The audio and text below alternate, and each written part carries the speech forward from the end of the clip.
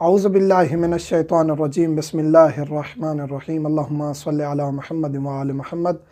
मोमिनीन कराम, एक और सवाल जो कसरत से पूछा जाता है वो ये है कि बीवी प्रेग्नेंट है।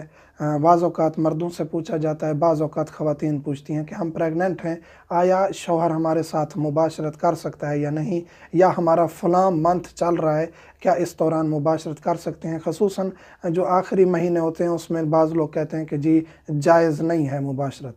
तो शरीयत में ऐसी कोई हद बंदी नहीं है। मुबाशरत चाहे पहला महीना हो, चाहे चौथा हो, चाहे पाँचवां हो, चाहे आठवां हो, या चाहे नवा महीना हो, डिलीवरी करीब भी हो, मुबाशरत जायज़ है, कोई हर्ज नहीं है, मुबाशरत कर सकते हैं।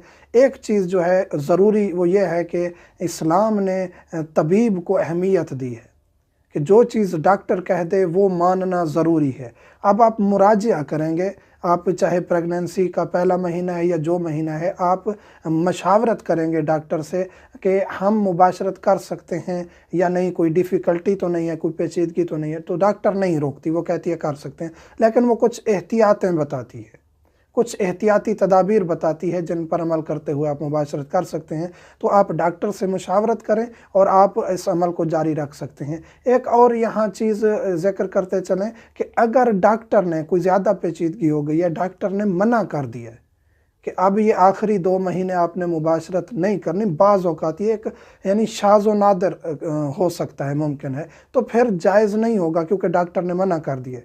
फिर ये कहना कि हाँ जी मौलाना साहब ने तो कह दिया था जायज़ है, और बीवी बेचारी मरती रहे, उसके लिए काफ़ी मसाइल हों, तो उस सूरत में क्योंकि डॉक्टर ने मना कर दिया है, तो फिर जब डॉक्टर मना कर दे तो वो अमल जायज़ नहीं होगा आपके लिए। तो आसान करके ये कह दूं कि डॉक्टर से मुशावरत के बाद आप इस अमल को जारी रख सकते हैं, चाहे पहला महीना हो या आखिरी महीना। मोमिनीन से मुल्तमस हूँ, हमें दुआओं में याद रखा करें। वल्हम्दुलिल्लाहि रब्बिल आलमीन।